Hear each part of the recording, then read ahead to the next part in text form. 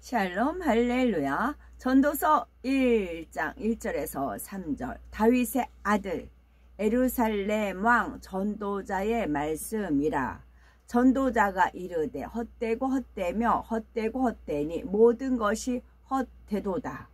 해 아래에서 수고하는 모든 수고가 사람에게 무엇이 유익한가. 아멘. 전도서 12장 13절. 이래 결국을 다 들었으니 하나님을 경외하고 그의 명령들을 지킬지어다. 이것이 모든 사람의 본분이니라. 이어서 하나님은 모든 행위와 모든 은밀한 일을 선악간에 심판하시리라 하면서 전도서는 끝을 맺습니다. 결론은 뭐예요? 하나님은 모든 행위와 모든 은밀한 일을 선악간에 심판하시는 분이시니까 하나님을 경외하고 그 명령을 지킬지어다 입니다. 이것이 사람의 본분이고 이 사람의 본분에서 벗어난 건 뭐예요? 짐승이에요. 그래서 지옥에 애들 가는 겁니다. 그렇게 되고요. 열왕기상 9장 4절. 네가 만일 네 아버지 다윗이 행함같이 마음을 온전히 하고 바르게 하여 내 앞에서 행하며 내가 네게 명령한 대로 온갖 일에 순종하여 내 법도와 율례를 지키면 마음을 온전히 하고 바르게 하여 바른 생활, 마음을 온전히 하고 바르게 하여 마음을 온전히 하고 바르게 해야 되는 것입니다. 제목은 영원한 것을 위하여입니다. 이스라엘 최대 전성기 때의 왕 솔로몬은 하나님께 전무후무한 지혜를 받아서 정치, 경제, 군사, 외교 등 모든 면에서 이스라엘 역사상 유례를 찾아볼 수 없는 번영을 누렸습니다. 막강한 군사력을 보유하며 주변 나라들로부터 조공을 받을 정도로 부강했고 백성들은 바닷가의 모래같이 많았지요. 그런데 그가 말년에 여호와의 율법을 어기고 이방 여인들이 가지고 온 각종 우상들을 숭배하며 산당까지 지었습니다. 이에 하나님의 진노가 임하여 솔로몬의 아들 때에 가서는 나라가 남북으로 분열되고 말았지요. 다윗을 이어서 이스라엘의 왕위에 오른 솔로몬은 백성들과 함께 기브온 산당에서 하나님께 1000 번제를 드렸습니다.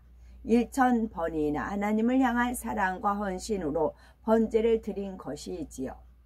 하나님께서는 얼마나 기뻐하셨던지 솔로몬의 꿈에 나타나 내가 네게 무엇을 줄고 너는 구하라 말씀하시지요. 과연 솔로몬 왕은 무엇을 구했을까요? 이제 저한테 하나님께서 내가 네게 무엇을 주고 너는 구하라 라고 하신 적이 있으셨죠? 그럼 저는 무엇을 구했을까요? 하나님이요.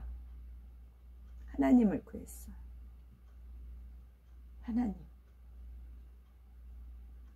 하나님을 구했어요. 하나님 품에서 죽는 것. 하나님 품에서. 과연 솔로몬 왕은 무엇을 구했을까요? 그는 자신의 장수나 부귀 영화를 구한 것이 아니라 한 나라의 왕으로서 수많은 백성을 재판할 수 있는 지혜로운 마음을 구했습니다. 솔로몬의 구하는 바가 하나님 마음에 얼마나 합했던지 크게 기뻐하시며 지혜는 물론이요 구하지 않은 부귀 영화까지 보너스로 주셨지요. 열왕기상 4장 29에서 30절에 하나님이 솔로몬에게 지혜와 총명을 심히 많이 주시고 또 넓은 마음을 주시되 바다의 모래같이 하시니 솔로몬의 지혜가 동양 모든 사람의 지혜와 애굽의 모든 지혜보다 뛰어난지라 말씀한 대로 많은 왕이 솔로몬의 지혜를 들으러 찾아왔지요. 이러한 하나님의 지혜와 막강한 국력을 기반으로 솔로몬 왕은 주변 지역을 정복해 가고 7년에 걸쳐서 하나님의 성전을 완공했습니다. 이를 매우 기뻐하신 하나님께서는 솔로몬에게 다시 나타나 약속하셨지요. 열왕기사 9장 4절에서 5절에 네가 만일 네 아비 다윗의 행함같이 마음을 온전히 하고 바르게 하여 내 앞에서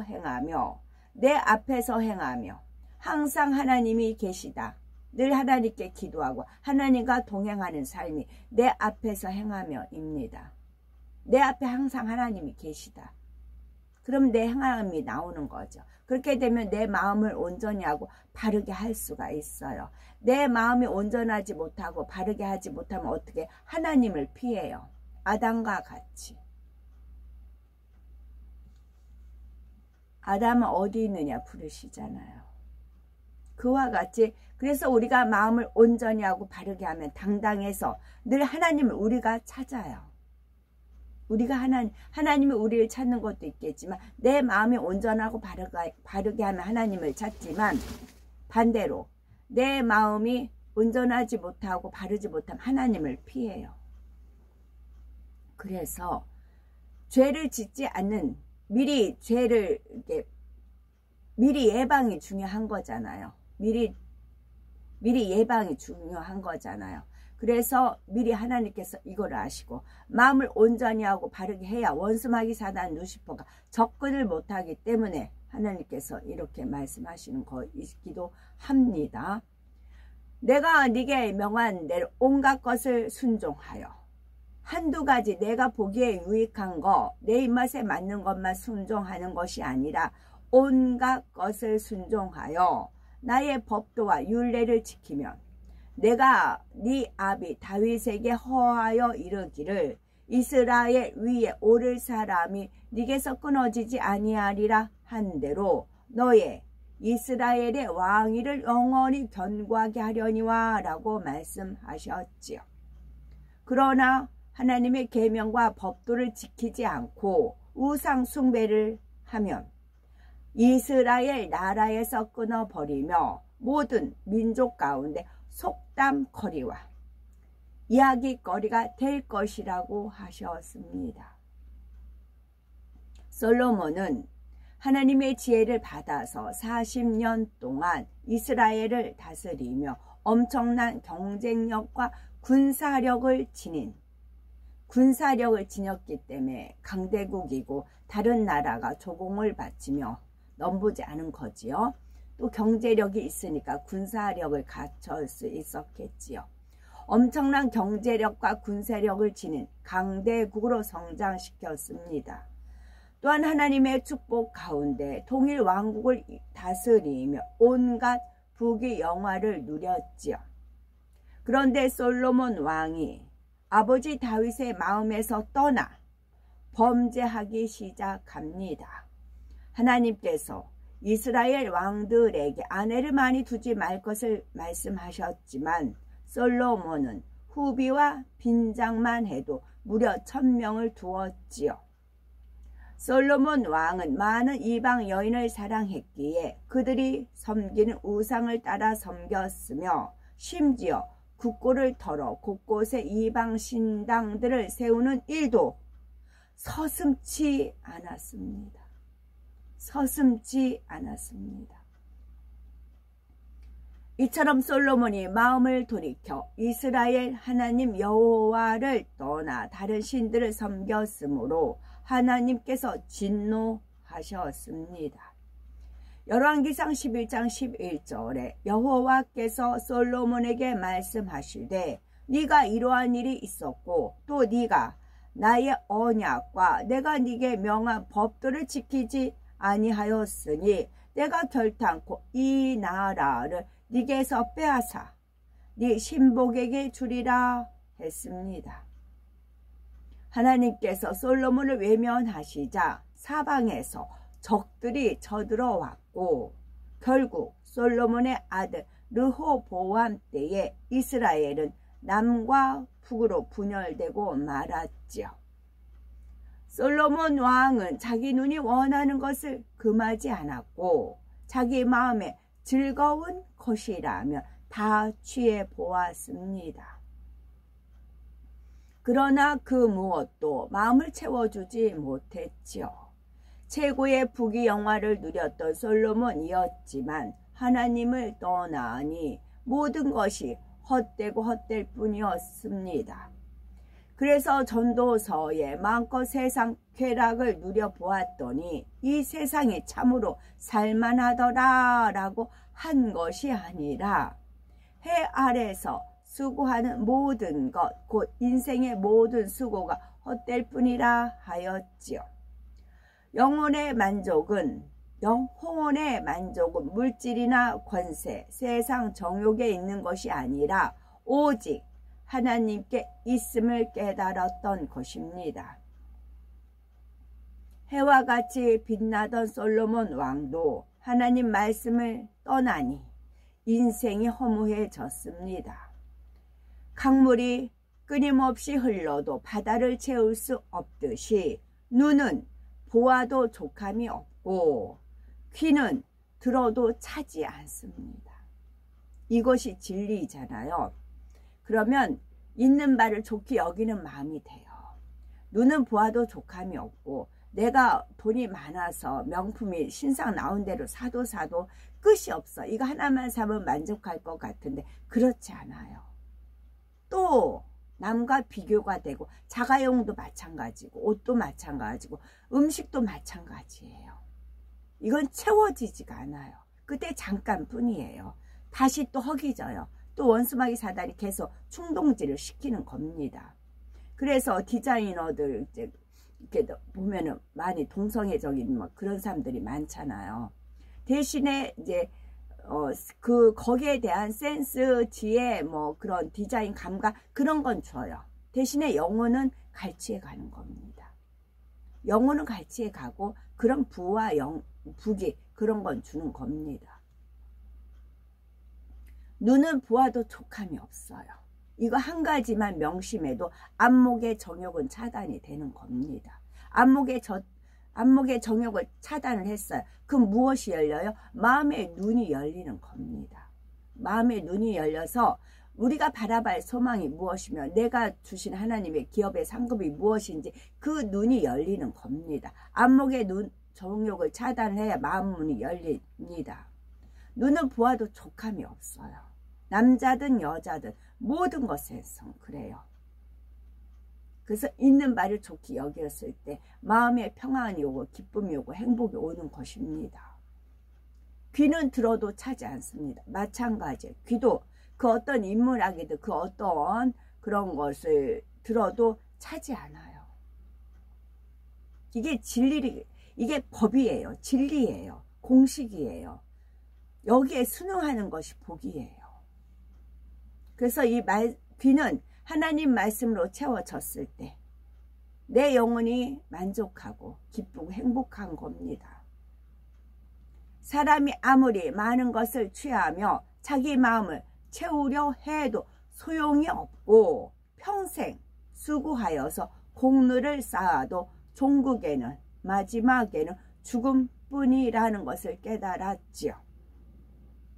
지혜가 있고 학식이 높으며 명성을 날린 사람도 그 이름이 영원하지 않습니다. 악인이나 선인이나 부자나 가난한 자나 결국에는 죽습니다. 평생을 수고하며 쌓은 것도 죽어서 한 줌 흙으로 돌아가 버리면 더 이상 누릴 수 없으니 헛될 뿐이지요. 그러니 인생이 마치 안개와 같고 그림자와 같다고 고백하는 것입니다. 이처럼 헛된 것을 체험한 솔로몬 왕은 말년에 이르러서야 인생의 참된 가치가 무엇인지 깊이 깨우치고 철저히 회개합니다. 그래서 자신이 기록한 전도서 12장 13, 14절에 일의 결국을 다 들었으니 하나님을 경외하고 그 명령을 지킬지어다. 이것이 사람의 본분이니라. 하나님은 모든 행위와 모든 은밀한 일을 선악간에 심판하시리라 교훈하셨지요. 영원한 천국을 소유하려면 사람의 본분을 지켜야 한다는 것입니다. 성경에 기록된 하나님의 명령은 그게 무엇을 하라, 하지 말라, 버리라, 지키라로 나눌 수가 있겠지요. 이 말씀대로 순종하는 것이 곧 사람의 본분을 지키고 헛되지 않은 삶을 사는 것입니다. 가장 보람 있게 사는 것입니다. 값진 삶을 사는 것입니다. 세상 사람은 영원한 하늘의 것을 목표 삼지 않고 변질되고 소멸되는 이 땅의 정욕과 자신의 유익을 위해서 살아가기 때문에 그 삶이 헛될 수밖에 없습니다. 그러나 하나님을 경외하여서 사람의 본분을 지키는 사람은 부활의 영광에 동참할 소망이 있습니다. 이러한 소망을 가지고 이 땅에서 행하는 모든 일들은 결국 하나님의 영광을 위한 것이기에 썩지 않고 영원한 가치가 있는 것이지요. 이것을 믿는 것이 믿음입니다. 행하는 것이 상주신이심을 믿는 것이 믿음이고요. 사랑의 하나님께서는 우리가 주 안에서 수고하며 믿음으로 행한 모든 것을 하늘의 영원한 것으로 갚아주시는 분이십니다. 그러므로 이 세상을 사랑하여 향락과 물질과 명예에 현혹되는 것이 아니라 영원한 것을 위하여 자신의 사명을 잘 감당하는 지혜로운 우리가 되어야 되겠지요. 예수님께서는 누가복음 12장에 나오는 어리석은 부자 비유를 통해서 물질, 세상 위주의 삶이 얼마나 허무한지 깨우쳐 주셨습니다. 한 부자가 그 밭에 소출이 풍성하자 심중에 생각하여 이르되 내가 곡식 쌓아둘 곳이 없으니 어찌할꼬. 여러 해 쓸 물건이 많이 쌓아두었으니 평안히 쉬고 먹고 마시고 즐거워하자 하리라 합니다. 이때 하나님께서 오늘 밤에 네 영혼을 도로 찾으리니 그러면 네 예비한 것이 네 것이 되겠느냐 하십니다.